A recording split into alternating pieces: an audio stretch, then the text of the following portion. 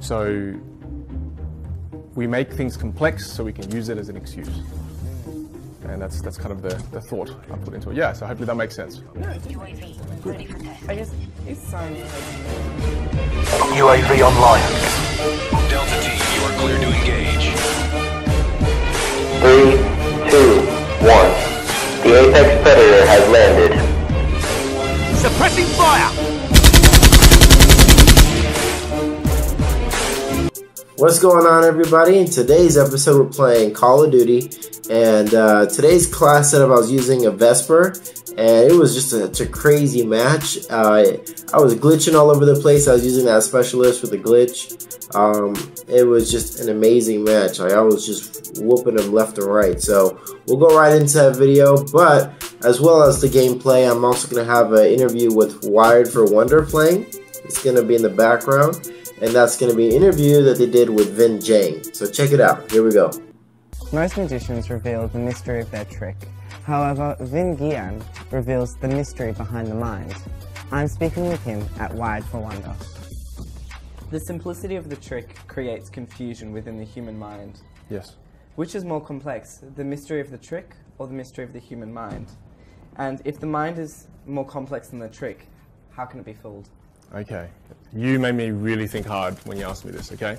So what you're saying is the mind is more complex, so how can the mind that is complex fall for something that the mind created? Because other human beings created magic, right? And magic is simple, so how can something simple fool a complex mind? It's actually quite simple how it works. It's human nature to overcomplicate things. All right, so say for example, something that a lot of people can relate to, say weight loss, okay? It's actually really simple weight loss if you think about it. You just eat less, exercise more. But then there are all these crazy complex programs and routines out there because as human beings, we like to think that achieving a goal requires complexity, right?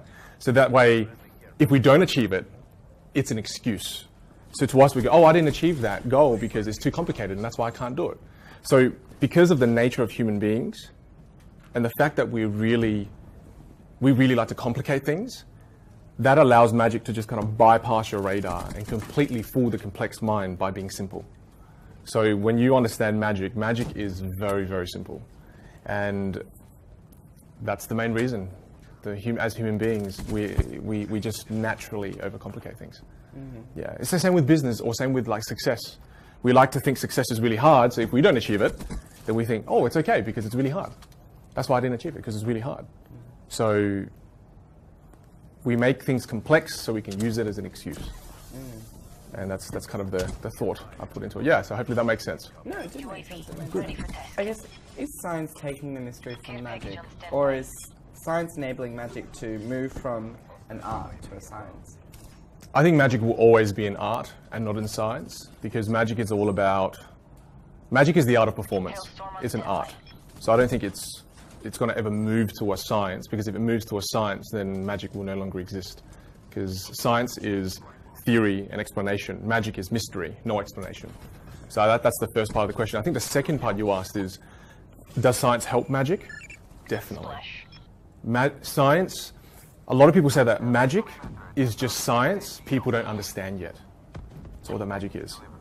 So absolutely. Magic, science has changed how magic has evolved in the last 10 years dramatically. Some of the things I'll be doing on stage in about an hour is science. So, but people just don't know it's science. Mm.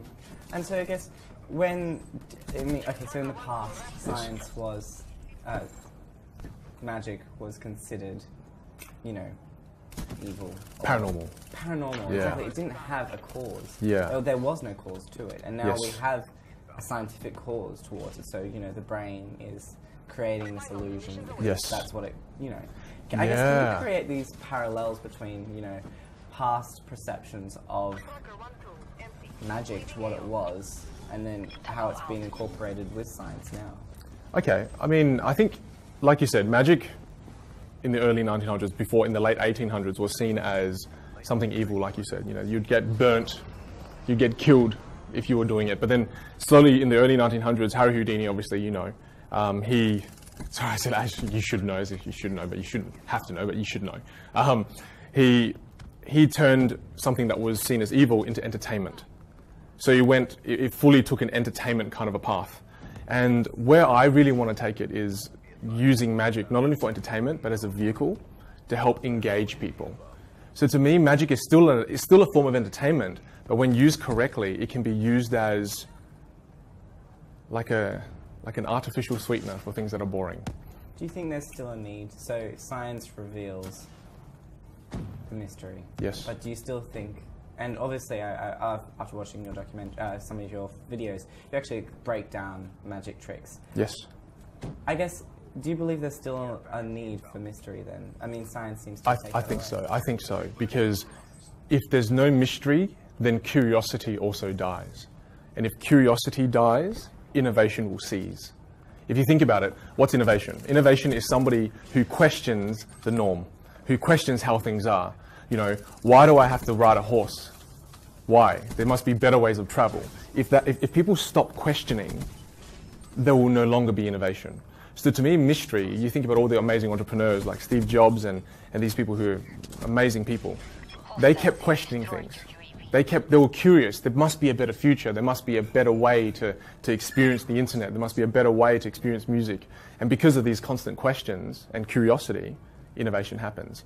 So I think there's a huge need for mystery, and it's needed now more than ever.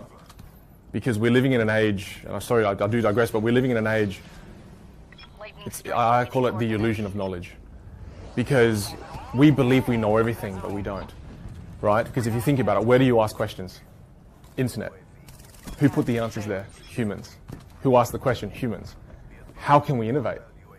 If we're answering our own questions, and if we stop asking more questions, then we can't innovate. So to me, it's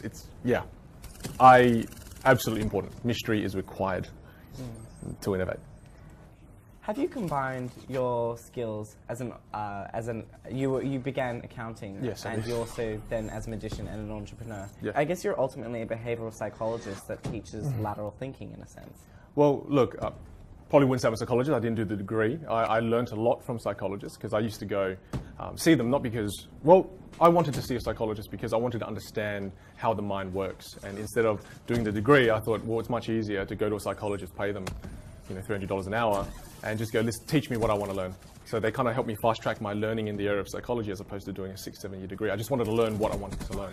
So in spending time with them, I realized that I could combine my knowledge in the world of magic, which I've been doing for like 15, 16 years, combine that with the lessons I've learned in my life that have changed my life.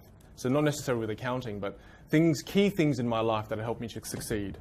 So, I believe everybody has these amazing lessons in life, even you. And it's about how do we share those wonderful lessons that have completely changed our lives with other people. So I use magic as a vehicle for that. Because I think in the question you asked me if I ever used magic with accounting, I think that would get me in jail, Liam. I think I'd make tax disappear and go to jail, probably. So not a good thing, not a good mix, but I think a great mix when you're trying to share a message and create inspiration and motivation in others. How do you see the intertwined future of science and youth? Look, I think, I think it's one of those things again that because we're living in an era where there's an abundance of knowledge, I think there's almost too much knowledge. The executive of Google once said that, I think he said this in 2009 or 2010, he said all the information that's ever existed on Earth since 2010 to the beginning of time. So you think about it, all those cave drawings, all those magazines, all those papers that have been done during 2010 all the way to the beginning of man, all that information and data, that's being uploaded onto the internet every single 48 hours. So we're living in a world where we have so much information, especially in the area of science. I think there's so much abundance that it's causing the youth to disengage sometimes as well. Because there's just too much. Because content used to be king. Now I don't think content is king. I think context is king now, not content. So I think it's all about making the medicine taste good again. It's about, the youth is becoming harder and harder to engage. Their attention span is dropping every single day. So to give them a book, 400 pages, or to make them read a 20-page article online about science, they won't do it. So now I think for science to influence the youth in a good way, we're going to have to find a way to make the medicine taste good. Yeah. That was magic. Science as a discipline, in my opinion, shares many parallels to the arts, such as journalism, photography and film. The main force driving both is our curiosity and our beautiful disposition to ask why. We are all truly wired for wonder. I hope you enjoyed.